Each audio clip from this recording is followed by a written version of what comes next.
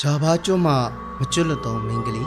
အားလုံးမင်္ဂလာပါဒီနေ့ကျွန်တော်တင်ဆက်ပေးတော့မှာတော့အရှိတောင်အာရှရဲ့တရေတနာရီလေးမှာထိတ်လန့်ဆုံးလို့နာမည်ကျော်တဲ့ကွန်တီလနက်ဆိုတဲ့မျိုးသမီးတရေအကြောင်းပဲဖြစ်ပါရီအင်ဒိုနီးရှားနဲ့မလေးရှားနိုင်ငံသားတွေဟာဒီနာမည်ကိုကြားလိုက်တာနဲ့တင်ကြောချမ်းသွားတတ်ကြပါရီဒါဒဏ္ဍာရီတက်တက်လားတကယ်ဖြစ်ခဲ့တာလားဆိုတာဒီနေ့ထိငင်းခုန်နေကြတော့မှာပဲလွန်ခဲ့တဲ့နှစ်ပေါင်း200ကျော်ကဂျာဘာကျွန်းရဲ့တောနက်ထဲကရွာငယ်လေးတရွာမှာဘလို့ထိတ်လန့်စရာတွေဖြစ်ခဲ့တယ်လေဆိုတာအတူတူနားဆင်ကြည့်လိုက်ကြရအောင်ပါလွန်ခဲ့တဲ့နှစ်ပေါင်း200ကျော်ဂျာဘာကျွန်းအလေပိုင်းကတာယာတဲ့ရွာလေးတရွာမှာ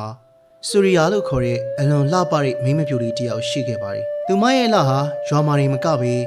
အနီးနားပတ်ဝန်းကျင်ထိနာမည်ကျော်ပါတယ်ဒါပေမဲ့ကံကြမ္မာကသူမကိုရက်ဆက်ခဲ့ပါတယ်သူမဟာရွာသားတယောက်နဲ့ချစ်ကြိုက်ခဲ့ပြီးကိုယ်ဝန်ရှိလာခဲ့ပါတယ်သူမမျှော်လင့်ထားတာကတော့သူတို့နှစ်ယောက်လက်ထပ်ပြီးမိသားစုဘဝလေးတည်ဆောက်ဖို့ပေါ့ဒါပေမဲ့သူမချစ်ရတဲ့သူကတစ္ဆာဖောက်ခဲ့ပါတယ်သူကချမ်းသာတဲ့မိသားစုကမင်္ဂလိနဲ့လက်ထပ်ဖို့အတွက်ကိုဝန်ကြီးရဲ့ဆူရီယာကိုစွန့်ပစ်သွားခဲ့ပါတယ်တချို့ကတော့ပြောကြပါတယ်ဆူရီယာဟာဝမ်းနေလွန်းလို့ကိုအဆုံးစီရင်ခဲ့တာလို့ဆိုကြတယ်လို့တချို့ကလည်းတစ္ဆာဖောက်ချစ်သူကသူမကိုလူမသိအောင်တောထဲမှာလေဘင်းညစ်တက်ပြီးအလောင်းဖျောက်ခဲ့တာလို့ဆိုကြပါတယ်နောက်ဆုံးရွာသားတွေကသူမအလောင်းကိုတွေ့တဲ့အချိန်မှာတော့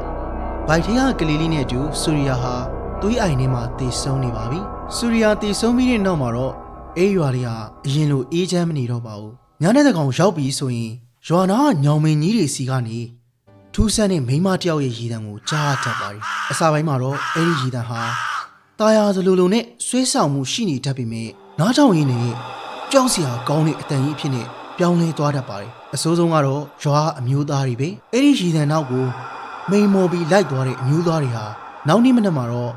အလောင်းဖြစ်နေတာပြန်တွေ့ရတတ်တယ်ထူးဆန်းတာက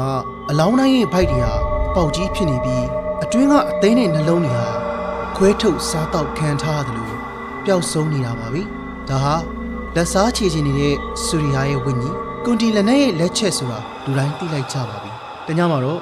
ရင်းရင်နေလို့နာမည်ကြီးတဲ့ရွာသားလူငယ်အာရီဟာဒီကိစ္စကိုအဆုံးသတ်ဖို့ဆုံးဖြတ်လိုက်ပါတယ်ညီနဲ့ချိန်မှာကြားလိုက်ရတဲ့ထူးဆန်းတဲ့ရည်စံနောက်ကိုအာရီကလိုက်သွားခဲ့တယ်တောနက်ထဲရောက်တဲ့ခါမှာတော့တစ်ပင်ကြီးတပင်အောက်မှာအဖြူအောင်ဝတ်စုံဝတ်ထားတဲ့မိန်းမတစ်ယောက်ကြိုးပြီးတော့ရက်နေတာကိုတွေ့လိုက်ရတယ်။သပင်ရှည်ကြီးတွေကသူမရဲ့မျက်နှာကိုဖုံးအုပ်ထားပါတယ်။အာရီအနောက်ကိုကတ်သွားတဲ့အချိန်မှာတော့အဲ့ဒီမိန်းမကဖြည်းဖြည်းချင်းလှည့်ကြည့်လာပါတယ်။သူမရဲ့မျက်နှာကအသေးကောင်လိုဖြူဖြော့နေပြီးမျက်လုံးတွေကသွေးအောင်လွှမ်းလို့หนีရဲနေပါတယ်။ဘာပြင်ပေါ်မှာလဲသွေးတွေစီးကျနေလို့လေ။သူမကကိုယ်ဆောင်ထားတဲ့ပုံစံနဲ့ဘိုက်ကရှိနေတယ်။အာရီယာကြောက်လန့်တဲ့ကြားနဲ့ရွာဘက်ကိုပြန်ပြေးပါတယ်။ဒါပေမဲ့ကွန်တီလက်နက်က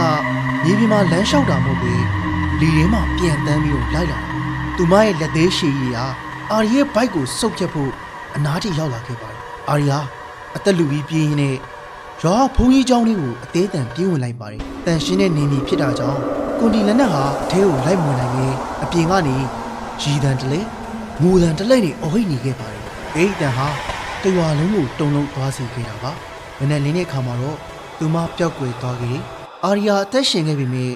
ကြောက်လန့်လွန်းလို့တညရင်းနဲ့သပင်းနဲ့အကုန်ဖြူသွားခဲ့ပြီးစကားကြီးမပြောနိုင်တော့တဲ့အထိစိတ်ဝေဒနာခံစားခဲ့ရပါတယ်။ဒီနေ့ထိအင်ဒိုနီးရှားနိုင်ငံရဲ့ကြီးလက်ဒေသမှာညနေအပြင်မထွက်ဖို့လူကြီးတွေကတားမြစ်လေးရှိကြတယ်။အထူးသဖြင့်တစ်ပင်ကြီးတွေအောက်ကနေထူးဆန်းတဲ့ရည်တံကြားရင်အိမ်တကားကိုမြင်းမြဲပိတ်ထားကြဖို့တတိပေးကြပါတယ်။ကွန်တီလနက်ဟာမတရားခံခဲ့ရတဲ့အမျိုးသမီးတွေရဲ့နာကျင်မှုကိုစားပြုတဲ့ဝိညာဉ်ဖြစ်နေအခုထိ6လန့်နေစေလို့ဆိုကြပါတယ်။ဟုတ်ကဲ့ပါ။နောက်ထပ်လည်းအခုလိုထိတ်လန့်စရာဒဏ္ဍာရီတွေကိုသိချင်နေဆိုရင်ကျွန်တော်ရဲ့ channel လေးကို like and subscribe လုပ်ထားပေးဖို့မမေ့ပါနဲ့ခင်ဗျာ။အားလုံးပဲဘေးကင်းကြပါစေ။